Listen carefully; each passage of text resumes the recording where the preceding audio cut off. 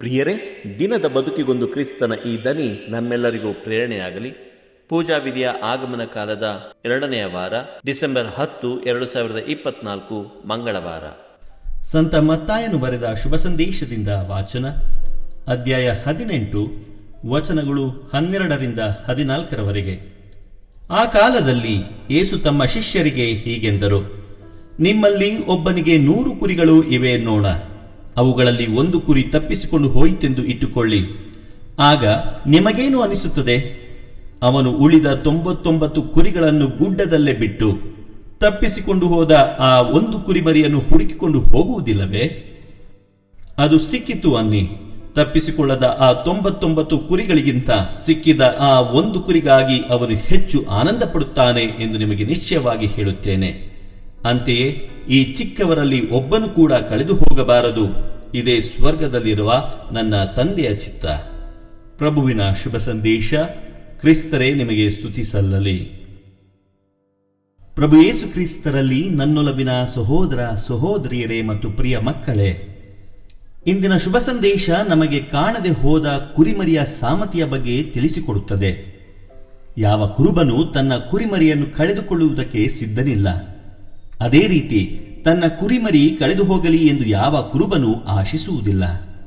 ಯಾವಾಗಲೂ ಕುರಿಮರಿ ಕುರುಬನನ್ನು ಬಿಟ್ಟು ದಾರಿ ತಪ್ಪಿ ಹೋಗುತ್ತದೆ ವಿನಃ ಕುರುಬನಲ್ಲ. ಮೇವಿನ ಆಸೆಯಿಂದಲೋ, ನೀರಿಗಾಗಿಯೋ, ಇನ್ನೊಂದು ಕಾರಣಕ್ಕಾಗಿಯೋ ಅದು ಕುರುಬನಿಂದ, ತನ್ನ ಕುರಿಗಳ ಹಿಂಡಿನಿಂದ ದೂರ ಆಗಬಹುದು. ಆದರೆ ಒಂದು ಸಲ ತಾನು ಕಳೆದು ಹೋಗಿರುವುದು ಅದಕ್ಕೆ ಅರಿವಾದಾಗ ತನ್ನ ಕುರುಬನಿಗಾಗಿ, ಕುರಿಗಳ ಹಿಂಡಿಗಾಗಿ ಹಾತೊರೆಯುತ್ತದೆಂಬುದು ಸತ್ಯಸ್ಯ ಸಂಗತಿ. ಒಂದು ವೇಳೆ ತನ್ನ ಕುರುಬನಿಗಾಗಿ, ತನ್ನ ಕುರಿಗಳ ಹಿಂಡಿಗಾಗಿ ಹುಡುಕಾಡದಿದ್ದರೆ ಅದು ಕೂಗಿಕೊಳ್ಳುವ ಅವಶ್ಯಕತೆ ಇತ್ತೆ? ಅದು ಕಳೆದು ಹೋಗಿರುವುದಕ್ಕೆ ಹಾಗೂ ಕುರುಬನನ್ನು, ತನ್ನ ಹಿಂಡನ್ನು ಪುನಃ ಸೇರಿಕೊಳ್ಳಲು ಹುಡುಕಾಡುತ್ತಿರುವುದಕ್ಕೆ ಅದರ ಅಸಹಾಯಕದ ಕೂಗೆ ಸಾಕ್ಷಿ. ಪ್ರಿಯರೇ, ಇಂದು ನಾವು ಕೂಡ ಕಳೆದು ಹೋಗಿದ್ದೇವೆಯೇ? ನಮ್ಮ ಕೆಲಸಗಳಲ್ಲಿ, ಪಾಪದ ಜೀವನದಲ್ಲಿ, ಲೌಕಿಕತೆಯಲ್ಲಿ, ದುಷ್ಟ ಅಭ್ಯಾಸಗಳಲ್ಲಿ, ಹವ್ಯಾಸಗಳಲ್ಲಿ, ನಾಸ್ತಿಕತೆಯಲ್ಲಿ, ಸೋಮಾರಿತನದಲ್ಲಿ, ದ್ವೇಷದಲ್ಲಿ, ದುರಾಲೋಚನೆಗಳಲ್ಲಿ, ನನ್ನ ಅಹಂನಲ್ಲಿ ನಾನು ಕಳೆದು ಹೋಗಿದ್ದೇನೆಯೇ?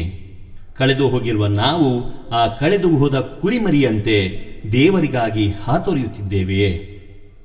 ದೇವರನ್ನು ಹುಡುಕಿ ಹುಡುಕಿ ಅವರು ಸಿಗಲಿಲ್ಲವೆಂದು ಬೇಸರವೇ, ದುಃಖವೇ, ನೋವೇ, ಭಯವೇ, ಆತಂಕವೇ? ಪ್ರಿಯರೇ, ಒಂದಂತೂ ಸತ್ಯ. ಕಳೆದು ಹೋದ ನಮಗೆ ಹುಡುಕಿದರೂ ದೇವರು ಸಿಗದಿರಬಹುದು. ಆದರೆ ಭಯಪಡಬೇಡಿ, ನಿರಾಸೆಗೊಳ್ಳಬೇಡಿ. ಸಾಮತಿಯಲ್ಲಿ ಕಳೆದು ಹೋದ ಕುರಿಮರಿಗೆ ಕುರುಬ ಸಿಗಲಿಲ್ಲ. ಹಾಗಂತ ಕುರಿಮರಿ ತನ್ನ ಹುಡುಕಾಟವನ್ನು ನಿಲ್ಲಿಸಲಿಲ್ಲ.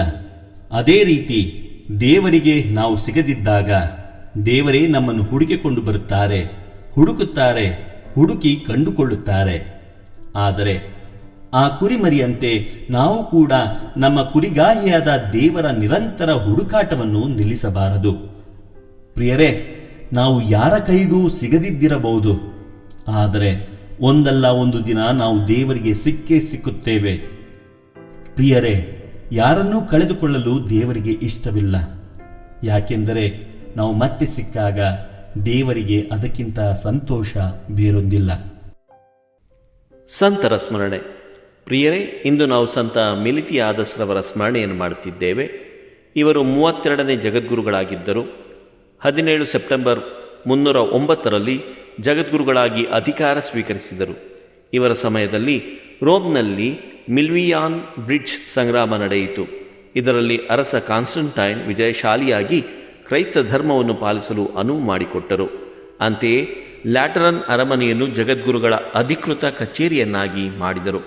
ಇವರು ನೈಸರ್ಗಿಕವಾಗಿಯೇ ನಿಧನರಾದರೂ ಇವರು ಅನುಭವಿಸಿದ ಯಾತನೆಗೆ ಇವರನ್ನು ರಕ್ತಸಾಕ್ಷಿಯನ್ನಾಗಿ ಘೋಷಿಸಲಾಯಿತು. ಕ್ರಿಸ್ತಶಕ 314ರಲ್ಲಿ ಇವರು ಮರಣ ಹೊಂದಿದರು. ಸಂತ ಮಿಲಿತಿಯಾದಸ್ರವರೇ ನಮಗಾಗಿ ಪ್ರಾರ್ಥಿಸಿರಿ. ದೇವರು ನಮ್ಮೆಲ್ಲರನ್ನು ಆಶೀರ್ವದಿಸಲಿ. ಇದು ಧ್ವನಿ ಮಾಧ್ಯಮ ಮನೆಯ ಕೊಡುಗೆ. ಧ್ವನಿ ವಂದನೆಯ ಸ್ವಾಮಿ ಶಾಂತಕುಮಾರ್ ಜೆ, ಬೆಂಗಳೂರು ಮಹಾಧರ್ಮ ಕ್ಷೇತ್ರ. ಪ್ರಿಯರೇ, ಈ ಚಾನೆಲ್ ಅನ್ನು ಸಬ್ಸ್ಕ್ರೈಬ್ ಮಾಡಿ ಪ್ರತಿದಿನ ದೇವರ ವಾಕ್ಯವನ್ನು ಆಲಿಸುತ್ತಾ ಅದನ್ನು ಇತರರೊಂದಿಗೆ ಹಂಚಿಕೊಳ್ಳಲು ನಮಗೆ ನೆರವಾಗಿರಿ. ಧನ್ಯವಾದಗಳು.